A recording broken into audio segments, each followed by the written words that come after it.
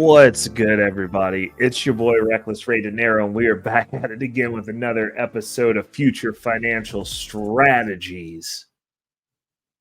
First, let's get to the housekeeping. If this is your first time catching the stream, catching the video, catching the channel, definitely hit me with that like, share, and subscribe. Tap in with me. We active down in the comments. Shout outs to the homie T Wriggles B. Officially got the gold trophy today for the longest comment on one of my videos. We had a pretty dope conversation. Excited for some stuff that he's got cooking that we're going to be taking part in. Now, let's get to it. We're starting off, obviously, that name of the episode today is The Financial Revolution. The Wolf Pack, the Dog Pack, the Alpha Tribe, if you would. We've got to be financial revolutionaries. I've got I've been seeing some disturbing news financially. Like, obviously, I've been haranguing and ringing the bell about what's to come. And the reality of the situation is we all know nobody's coming to save us. We did the video series on the financial red pill. We're on the same page there. That content is out. You can go back through the playlist and check that out. Obviously, the Future Financial Strategy playlist. Name of the episode is Tenets of the Financial Red Pill, for those of you who are not aware. Just some like baseline understandings that we have for roaming around here. But wanted to start off with the definition of revolution, which is primarily, that's the important part, a fundamental change in political organization, especially the overthrow or renunciation of one government or ruler and the substitution of another by the governed. Okay? Now, we're talking about this from a financial perspective. I believe that the first level of any good revolution is, okay, I'll say this, any effectively good revolution, because we've had plenty of revolutions throughout the years, and it goes into this like dark age abyss where nothing can get done. The people revolt only to find out that the people that they overthrew were the ones who were feeding them, and none of them actually know how to feed themselves. None of them are self-sustaining. It's just the people at the bottom going, we're getting rid of what's already existing, and then there's a lot of starvation. It's just not a good look for people. But what I'm positing is we start the actual untelevised revolution, which means that we've got to get ready within our homes, because they're getting ready to start doing some terrible things with the money. It's not going to be good. It's not going to be good for us. It's not going to be good for that. It's not going to be good for anyone, but people who are higher in the social hierarchy are less affected. Now, with that said, the social financial hierarchy, not just the social hierarchy, obviously, because stuff's going to get expensive. They're predicting that we're still going to be running flat here in a couple of months. The economy is going to be flat for a year while they're fixing the inflation. They're going to be raising the inflation rate, the interest rate. The Fed will be raising the interest rate at least 2 more times, if not 3 more times. This is going to affect the markets. This is going to cause dips. It's going to cause panic. It's going to cause havoc. Home prices are going to continue to be more expensive, because as the interest rate goes up, so does that mortgage payment, which also subsequently will affect those of you renting, because as the mortgage payments go up, so does your rent, because that gets passed on to you from the person who probably owns that property. It's a cascading effect. Stuff's just going to continue to get more expensive, rendering cash, CDs, high interest savings basically useless. I mean, you're going to be losing buying power I don't know who's signing up to be able to buy less stuff with the money that they're saving, even though the number's going up. It's not going to go up fast enough, which is actually going to posit a couple of videos that I have coming over the next few weeks that are going to deep dive into some specifics, some specific knowledge that we need to be shoring ourselves up. But this is going to be the groundbreaker, the setting the tone, the getting you guys ready to dive into these heavier topics. We're going to jump into the news story because this is just a primer. It's going to be a light one this week. It's been a busy week. But also, this will be the last of the pilot series. Cuz I got some stuff in place now, and we're going to be spicing it up around here. You guys will notice that starting next week, I'll be rolling out over on Crypto Portfolio Updates the solidified intro for over there and outro. It's gonna be nice. It's gonna be nice. I got some surprises for you. I think everybody's gonna like it. And then we'll be moving this across the brands, obviously, and then that will open up once I get both of my stalwarts. It'll open up hopefully some space for me to add one more additional recording. We'll see what that's going to be a week. And then we'll rinse and repeat, but everything that's coming out moving forward should have a little bit more branding to it. Should be a little bit more interesting. I'm pretty excited about it. I hope everybody likes it. It'll be a little change in tone, same content, same video angle. It's gonna be more consistent. It's gonna be looking crispy. I'm excited. But let's share the screen. Good Lord, it is getting late around here. Obviously, I hope everybody's having a good Thursday. We're going into Bag Fortification Friday, so I'm expecting good things out of you guys. Now, next week, considering that tomorrow is going to be payday, we're going to have a breakdown.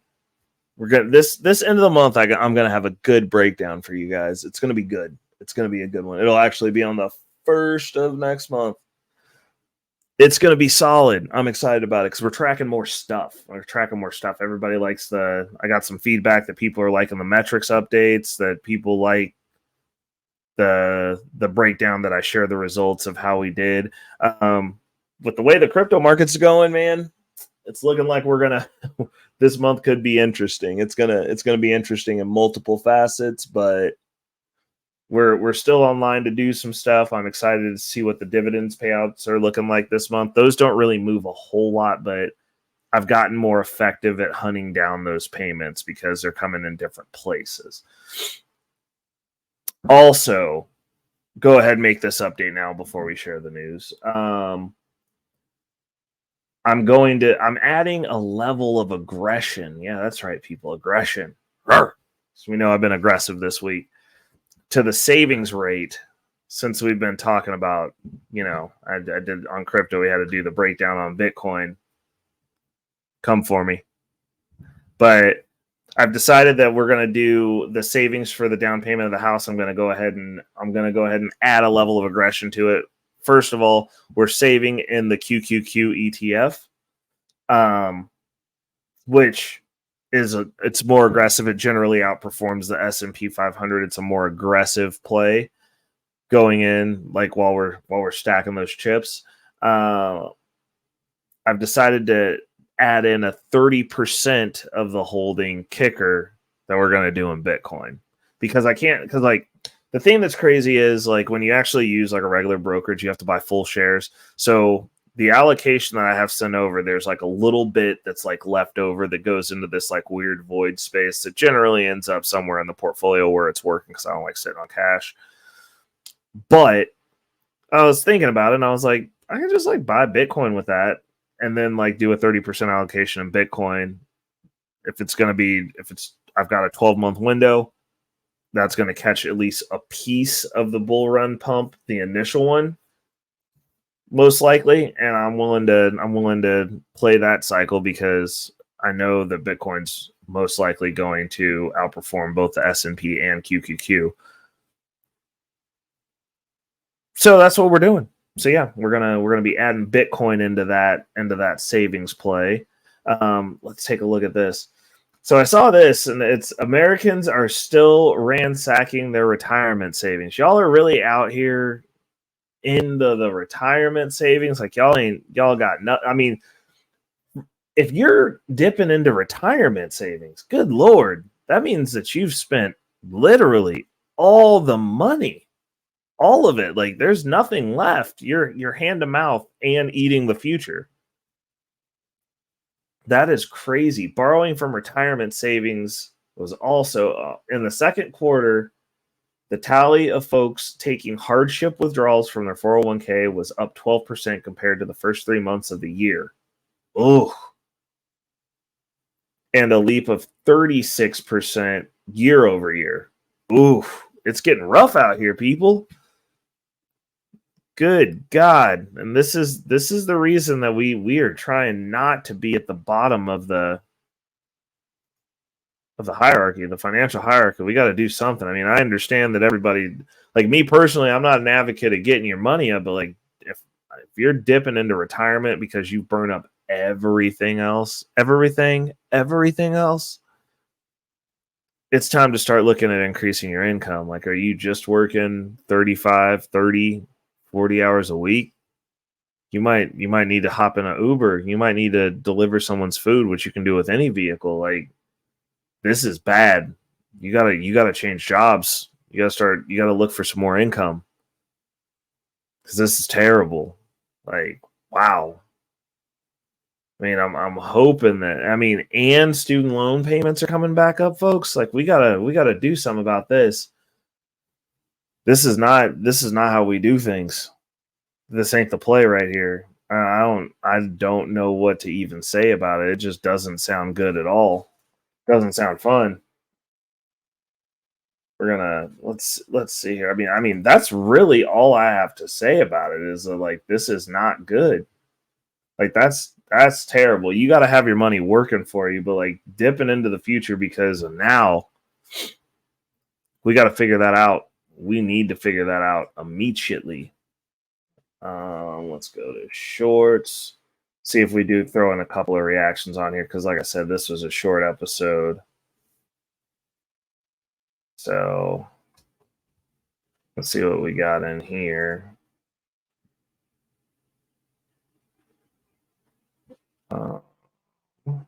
Let's see.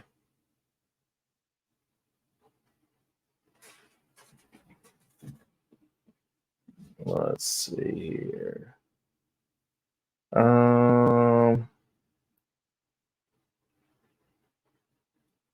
Okay, here we go. We got one. We're gonna go to the old bull.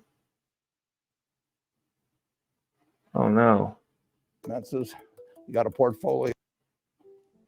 If your house is paid off, if you don't have big living expenses, you got a portfolio of decent diversified businesses.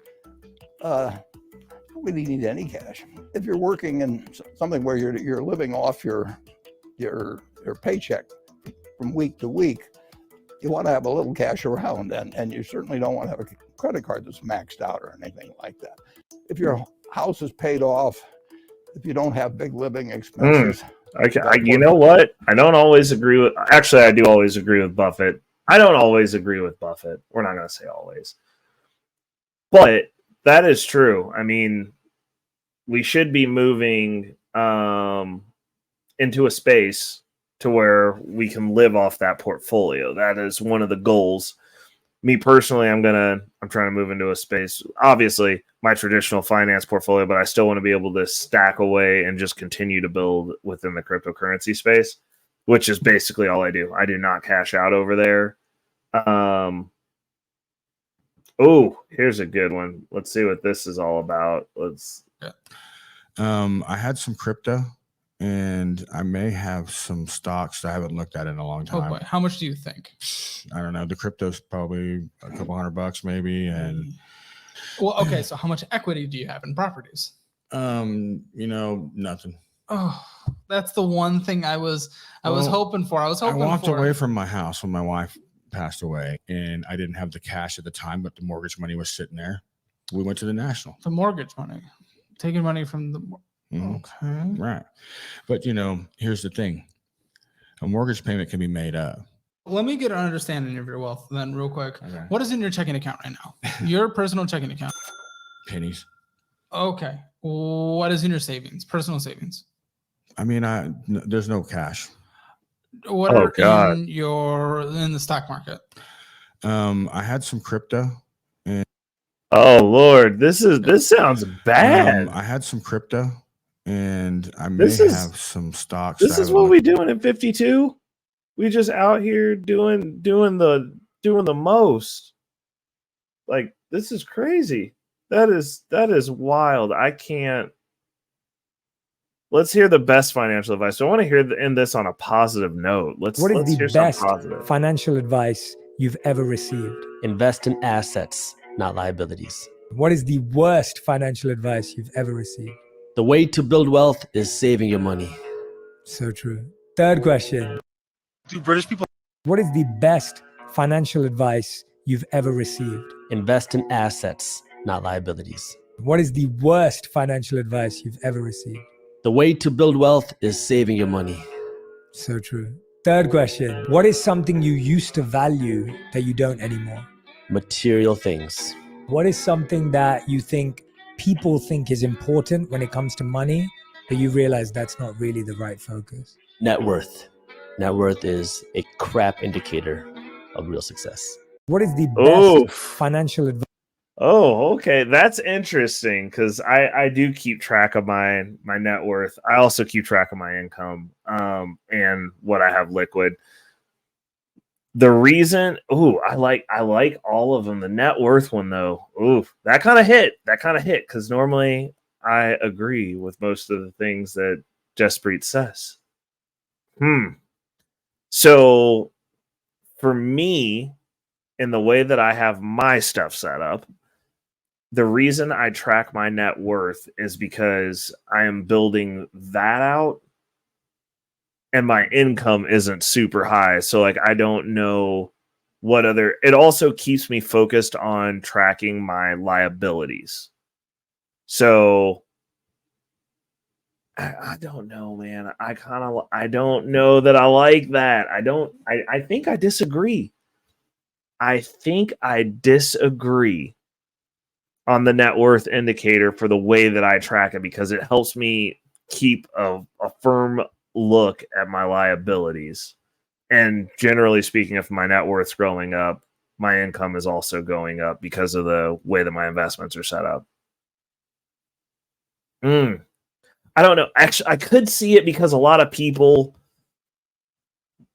most of their net worth is wrapped up in their home, which they're not going to sell. And they normally don't tap the equity except for stupid stuff, apparently.